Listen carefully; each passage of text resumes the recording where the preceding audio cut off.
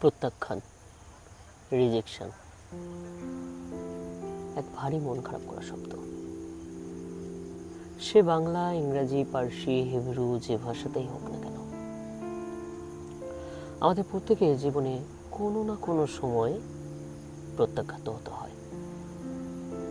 কখনো চাকরি ইন্টারভিউ দিতে গিয়ে, কখনো অটো চালকের কাছে 100 টাকার খুচরো চাইতে গিয়ে, কখনো কাউকে প্রপোজ করতে গিয়ে, আবার কখনো কোনো একটা সম্পর্কে দীর্ঘকাল থাকার পরে। শুরুতেই রিজেকশন তাও মেনে নেওয়া যায়, কিন্তু সারা জীবন একসাথে পথ চলার প্রতিশ্রুতি দেওয়া মানুষটা যদি আচমকা একদিন তোমাকে চিনতে অস্বীকার করে, যদি আচমকা একদিন সে জানিয়ে দেয় তার বাড়ির লোক তোমাকে রিজেক্ট করে দিয়েছে শুধুমাত্র তোমার কাছে একটা ভালো চাকরি নেই বলে, তখন কি করবে? जो मर्द होता है उसे दर्द नहीं होता। বহুকাল আগে অমিতাভ বচ্চনের বলা এই সংলাপকে মূল মন্ত্র ধরে নিয়ে জীবন কাটাতে চায় অনেকে,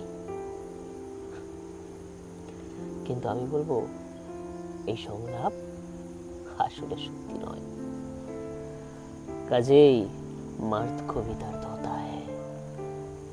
প্রেম ভেঙে গেলে, সম্পর্ক দুমড়ে মুচড়ে গেলে পুরুষের গাল বেয়েও জল গড়িয়ে পড়ে, কিন্তু সেই জলের দাগ তাদের তড়িঘড়ি মুছে ফেলতে হয়, নয়তো সমাজ বলবে পুরুষ মানুষ হয়ে কাঁদছিস কি আর। এখন অবশ্য অনেক জায়গাতেই আর একটা কথা বলার প্রচলন হয়েছে, পুরুষ মানুষ মাত্রই নাকি প্রতারক। কিন্তু সত্যি কি তাই? সত্যি কি একজন পুরুষ একটা সম্পর্কে থাকাকালীন আরো একটা বা দুটো সম্পর্কে জড়িয়ে পড়ে? সত্যি কি একজন পুরুষ শুধুমাত্র খুঁজে বেড়ায় নারীর শরীর? ব্রেকআপের পর মুভ অন করতে তাদের সত্যি কি মাত্র 2-3 মিনিট সময় লাগে?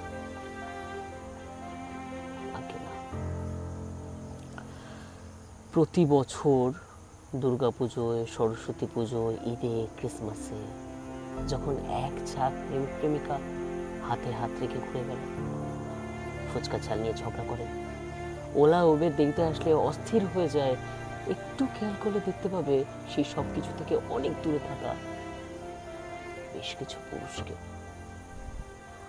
একা একা ঘুরে বেড়াচ্ছে আলোর চাদরের নিচে, এক বুক অন্ধকার নিয়ে, শূন্য দৃষ্টি নিয়ে।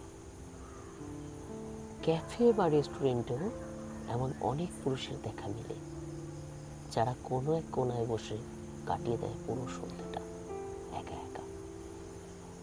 একটু খোঁজ নিলে হয়তো তোমার পাড়ায় বা তোমার পাশের পাড়াতেও এমন কোনো বৃদ্ধের হদিশ পেয়ে যাবে, যিনি সেই তার যৌবনকালের প্রেমিকা স্মৃতি নিয়ে আজও একা একা বেঁচে আছে, বিয়েই করেনি। আছে আছে এমন পুরুষ আছে, যারা টিউশনির পড়ানির মাইনের টাকা থেকে প্রেমিকার জন্য আজও গোলাপ কেনে, যারা প্রেমিকার বাবা যাতে মেনে নেয় সেই জন্য দিন রাত এক করে পড়াশোনা করে একটা ভালো চাকরি জোগাড় করার জন্য, যারা বউয়ের শরীর খারাপ হলে সারা রাত জেগে বসে থাকে বউয়ের পাশে, আর তাদের যখন মন ভাঙে, তারা না পারে কাউকে বলতে, না পারে হাউ হাউ করে কাঁদতে, না পারে সব ছেড়ে ছুড়ে কোথাও চলে যেতে, তাদের থেকে যেতে হয়। রাতের পর রাত জেগে গান শোনা, দিনের পর দিন বন্ধুদের ঠাট্টা তামাশা সহ্য করে তাদের থেকে যেতে হয়। মা বাবার মুখের দিকে তাকিয়ে, সন্তানের মুখের দিকে তাকিয়ে তাদের থেকে যেতে হয়।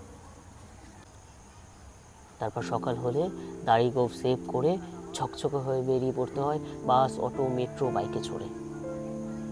হাসতে হয় সবার সঙ্গে, কলেজের অ্যাসাইনমেন্ট জমা দিতে হয়, বসের গালাগালি খেতে হয়, অফিসে বাজার দোকান করতে হয়, সময় মতো ব্যবসার টাকা ব্যাংকে জমা দিতে হয়। কিন্তু এভাবে আর কতদিন? তোমরা তো সত্যিকারে ভালোবেসেছিলে, তোমরা তো শেষ দিন অবধি চেয়েছিলে সম্পর্কটা টিকে থাকুক। তাহলে সেই সময় তোমার কাছে একটা ভালো মাইনের চাকরি ছিল না, অথবা একটা ছোট্ট ভুল বোঝাবুঝিকে বড় ইস্যু বানিয়ে যারা সেদিন তোমার হাত ছেড়ে চলে গেছিল, তারা তো ভালো আছে, তাহলে তোমরা কেন ভালো থাকবে না? আমি কিন্তু একবারও বলছি না ভালো থাকা মানে এক্ষুনি আর একটা সম্পর্কে জড়িয়ে পড়া। আমি শুধু বলছি, লুকিয়ে রাখা চোখের জলটাকে মুছে ফেলে এবার একটু মন খুলে হাসো। গঙ্গার ধারে হাওয়া খাও, সিনেমা দেখো, বন্ধুদের সঙ্গে আড্ডা দাও, হাসি ঠাট্টা করো। তোমার প্রিয় রেস্টুরেন্টের সেই প্রিয় আইটেমটা তোমার জন্য কিন্তু এখন অপেক্ষা করছে। বিরিয়ানি, কষা মাংস, তোমার সেই প্রিয় আইসক্রিম তোমাকে হাতছানি দিয়ে ডাকছে, সাড়া দাও। আর এই ভালো থাকার অভ্যেসটা একবার তৈরি হয়ে গেলে দেখবে ঠিক কেউ একদিন এসে আবার তোমার হাত ধরবে, আর সেই মানুষটা তোমার হাত কোনোদিন ছাড়বে না। সে থাকবে তোমার সাথে, তোমার জন্য আজীবন। মিলিয়ে